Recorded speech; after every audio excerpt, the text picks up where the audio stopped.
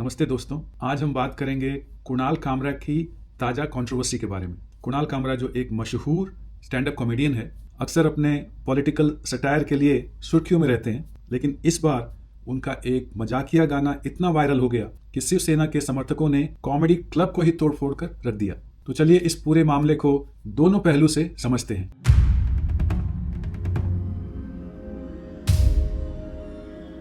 दरअसल कुणाल ने एक पैरोडी सॉन्ग गाया था जिसमें उन्होंने महाराष्ट्र के deputy chief minister Eknath Shinde को गद्दार कह दिया। ये पैरोडी सॉन्ग एक मशहूर फिल्म दिल तो पागल है के गाने पर बेस्ड था। भोली सी सूरत, आंखों में मस्ती, दूर खड़ी शर्माए, आय हाय। और इसमें शिंदे के 2022 में शिवसेना से अलग होने की घटना का मजाक उड़ाया गया था। अब गाना तो मजेदार था, लेकिन सबको मजा नहीं आया। इस गाने के वायरल होते ही शिवसेना के समर्थकों ने उस कॉमेडी क्लब को तोड़ फोड़ कर रख दिया जहां पे ये शो फिल्म हुआ था। और तो और कुणाल के खिलाफ FIR भी दर्ज हो गई। उन पर मानहानि और सार्वजनिक उपद्रव फैलाने के चार्जेस लगाए गए। यानी कि एक जोक ने पूरा तमाशा खड़ा कर दिया। अब इस कंट्रोवर्सी के दो पक्ष हैं। सपोर्टर्स क्या कहते हैं?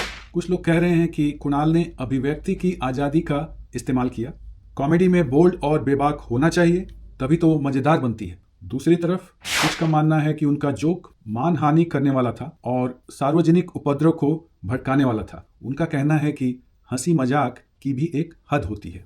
तो दोनों तरफ अपने अपने लॉजिक हैं। अब सही गलत का फैसला तो कोर्ट करेगा। इस मामले में कुणाल का क्या जवाब था? उन्होंने साफ कह दिया कि वो माफी नहीं मांगेंगे। इतना ही नहीं, उन्होंने शिवसेना को चैलेंज कर दिया, पहले वो नाथूराम गोडसे की निंदा करें। तो एक कॉमेडियन ने पॉलिटिशियन को चैलेंज कर दिया। लगता तो ऐसा है कि कुणाल अब कॉमेडी के साथ साथ पॉलिटिक्स में भी हाथ आजमाने वाले हैं। अब इस मामले में पॉलिटिक्स भी गर्मा गई है। उद्धव ठाकरे जो शिवसेना के नेता हैं, उन्होंने कहा कि कुणाल ने कुछ गलत नहीं किया, बल्कि पब्लिक ओपिनियन को वॉइस दी। देवेंद्र फडणवीस जो बीजेपी के नेता हैं, उन्होंने कहा कि कुणाल को माफी मांगनी चाहिए।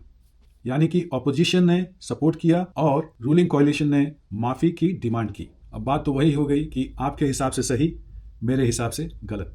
लेकिन सच कहें तो पॉलिटिशियंस इतने सेंसिटिव क्यों होते हैं? एक कॉमेडियन का जोक भी इतना बड़ा इशू बन जाता है। लगता है कुणाल ने शिंदे का गद्दार वाला बटन दबा दिया और शिवसेना ने क्लब के डिमोलिश का बटन दबा दिया। लगता है अब कुणाल को जेल में कॉमेडी नाम का नया शो लॉन्च करना पड़ेगा। टैगलाइन होगी, हंसी की सजा, जेल में मजा। वैसे तो ये कोई नई बात नहीं है। भारत में कॉमेडियंस अपने मटेरियल की वजह से अक्सर मुसीबत में पड़ जाते हैं। चाहे वो वीरदास हों, मुनव्वर फारूकी हों, सबको ऐसी सिचुएशन फेस करनी पड़ती है। लगता है भारत में कॉमेडी करना मतलब रिस्क लेना। जोक मारा तो क्लब टूटा या कोर्ट की डेट पक्की।